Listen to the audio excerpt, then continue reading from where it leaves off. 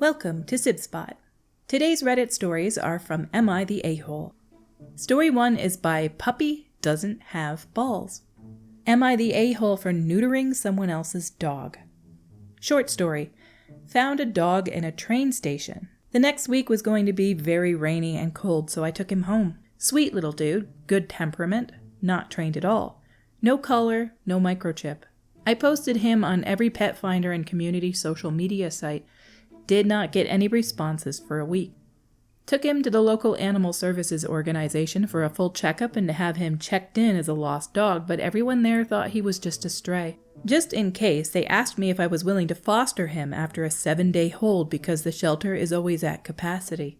I reluctantly agreed. I said I already have 2 dogs, and although all 3 got along amazingly, 3 dogs in an apartment is a lot, and I don't even work from home, so for feeding purposes, all dogs have to be in their own rooms during the day.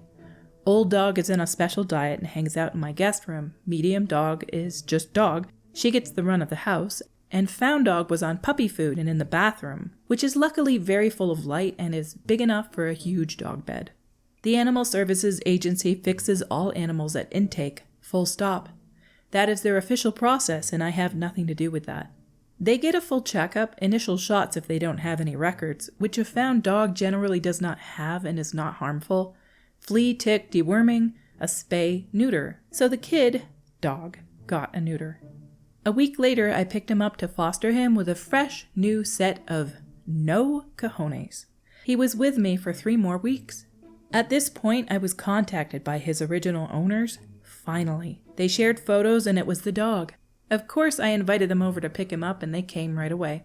This is mistake number 1, because now they have my number and my address. I thought it was okay, they seemed nice, but they became furious when they saw that their dog was fixed. They had intended to breed him and I had cost them valuable income. This dog was missing for about 5 weeks, and somehow that's what they had complained about. Now, because they had my contact information, they are harassing me via text, voicemail, and had someone actually come by my house demanding payment. Of course, they're not getting it, and the guy at my house backed off as soon as he saw my own big dog. But am I the a-hole for taking the dog to animal services, resulting in him getting neutered? To be honest, where I found him was next to a very busy road and he could have easily gotten hit by a car, so a little snip-snip is definitely a better future for him. Also, my area has way too many strays due to unfixed animals, which is why the shelter is packed anyway. Update. Well, I sort of expected this. My dog walker came to my apartment this afternoon and there was a small dog tied next to the railing by my door. What? What a shock. Who do you think it is? I guess I have 3 dogs now. Wish me luck. I get that some people breed dogs and sell them. A lot of people breed dogs and don't treat them well and sell them. They do puppy mills. I have never been a fan and never will be a fan of breeders that sell dogs. They shouldn't be selling them, in my opinion. I'm one of those people who will always go to an animal shelter to adopt an animal. But I love my cat so much. Couldn't ask for a better one. And I'm sure whatever cat I would have adopted back in the day, I would love them just as much. So it always makes me sad to think that I could have had any number of cats and they could have been amazing pets. He's wonderful. I would never trade him in a million years. Not for anything purebred, not for anything sold by a breeder. I don't need purebred and I don't need to pay some large amount for a cat or a dog. Down in the comments by Impossible Zebra 8664. Not the a-hole. Most communities have legal stray hold requirements that can range anywhere from a few days to 10 or so. Never have I heard of a stray hold lasting 3+ weeks, which means that that dog wasn't necessarily considered this person's property anymore, not legally speaking, in the US anyway. And taking it to animal control after holding on to it and trying to find his owner was the right choice. Animal control made the decision to then neuter the animal. This was entirely out of your hands. Where the F were they that they didn't notice their valuable income source was missing all this time? Why didn't they look for their dog? Why are they actively contributing to the out-of-control pet population by allowing an unneutered male to roam? The only a-holes in this are grossly negligent dog owners. Underneath that, by just my opinion, 444, If the original owners had truly cared about their breeding stock, they'd have chipped him, not the a-hole. Our next story is by No Lawfulness 986. Am I the a-hole for defending my adult son for, quote, being childish, quote? I'm a 47 female and I have a son who's 21, and recently my husband's brother and family came over for a little during spring break. They moved to our state earlier this calendar year, and we've both been busy, and this was our first chance to really spend some time together. I was setting up for dinner and brought out the carton of milk, as my son quite enjoys milk. My sister-in-law said that her kid, who's 7 and male, doesn't drink milk, and that it was okay, and I said, "Oh, no, it's for my son." She said, "Oh, okay," in an odd tone, but I ignored it. My son texted me that he would be 10 to 15 minutes late, so we started without him. When he came in, he said hello, washed his hands, and came to sit down. As he did so, he gave his sister, who's 16 female, half a noogie, if that makes sense. He just rubbed his knuckles on her head and then sat down. After the meal, my sister-in-law asked why my son was acting like that, and I asked her what she meant. She said, well, what he did when he sat down, the milk, it just seems childish. I said, well, him and his sister are close and he was just being playful, and milk is just a drink. She said that he was a grown man and should just drink water and that it wasn't playful, it was childish. I told her that she was being ridiculous, as I saw nothing childish about it, and she said, well, maybe you should reconsider it. I said that I don't think I will, and she said that I was raising an odd son. I told her to just drop it in a quite angry tone, and she seemed taken aback. I'm starting to think I overreacted, and maybe she's right. No, she's not. Milk is not particularly good for you, but it's a drink that a lot of people have at dinner. And him playfully rubbing the top of her head with his knuckles, he's not trying to hurt her. He is being playful. That doesn't make him a child. Your sister-in-law needs to mind her own business and go back to having her 7-year-old kid drink water. She's entitled to raise her kid how she wants, but she doesn't get to be judgmental about yours, no matter how old he is. She is not right. Do not cave to this control freak. Down in the comments by Gloomy Adeptness 7553. Not the a-hole, is she serious? Quoting the OP, she said that he was a grown man and he should just drink water. So now drinking milk makes you a child? What? Also, siblings give each other noogies and playful fight all the time, no matter what the age. Your sister-in-law is low-key crazy for making any of this a problem. And underneath that by I Am Hickat. I poured myself a glass of milk just to spite the sister-in-law. Our next story is by Drive No 648. Am I the a-hole for giving my son's room to my grandchild? I'm a 56-year-old woman and I have 3 children, Brad, who's 32, Emma, who's 29, and Sophia, who's 23.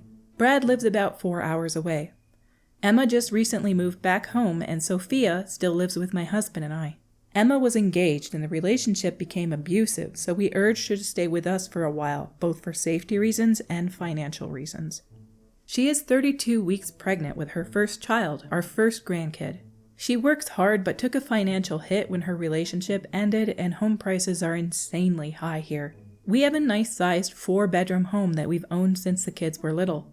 All 3 of our kids had their own bedrooms and Brad's room is currently vacant except for the few times a year he visits.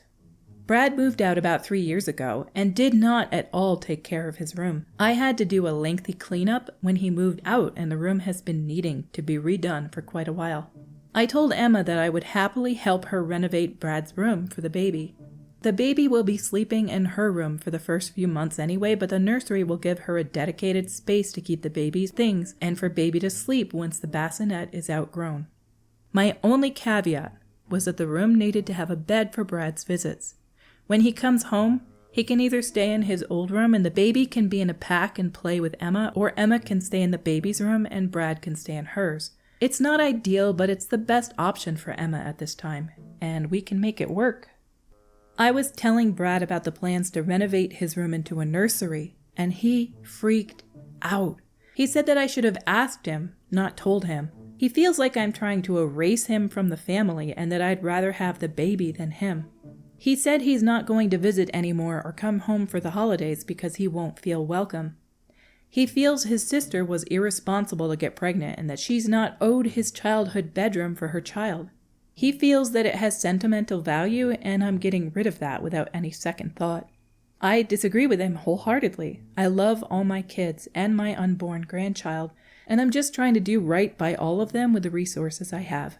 He comes home very few times a year, less than 10 nights per year, and to me that just doesn't make sense to have a vacant room where we could use the space for a baby.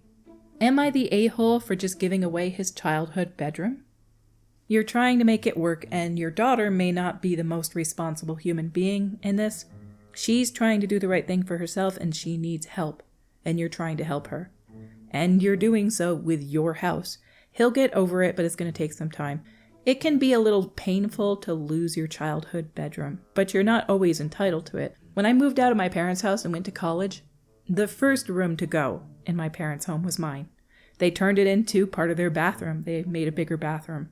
And then my brothers moved out of their room, and that room got turned into a totally different room in their house. It's their home. They can do with it what they want. He'll always be welcome in your home, but he doesn't have to have his childhood bedroom. And yes, it's sentimental, and it sucks to lose. That's part of life, and that's part of growing up. And he doesn't sound like he's quite grown up, even though he's over 30. You're not the a-hole he is, but he'll also get over it in time. Down in the comments by Peony Pony. Not the a-hole. My brother moved into my room while we were pulling out of the driveway on my way to move into the dorm for the first year of university. Quoting the OP, I was telling Brad about the plans to renovate his room to a nursery, and he freaked out. He said I should have asked him, not told him. Has your son always been this dramatic? He's 32. He's too old for temper tantrums. Under that by Read the Things 13579, Brad is overreacting by a lot. OP reorganizing the house to better suit the people who currently live in it doesn't mean he's being excommunicated from the family. It means he's an adult who's no longer living in his parents' house. And finally by Flat Succotash 5369. Seriously, Brad said you should have asked him? Asked him. How much of the mortgage has he paid? I didn't see a question mark there because it's rhetorical. This is your house, not his. Enjoy your new grandchild, congratulations, and your children who are grateful for what you offer them. Brad was given very acceptable accommodations if and when he needed to stay there. Is he pissy because the pigsty he left behind is no longer his to lord over? Then he can have an air mattress in the basement. This is part of life. You lose your childhood bedroom. It happens. You can be sad over it, but you don't get to be mad over it. Our stories for today have come to a close. Until we meet again, have a remarkable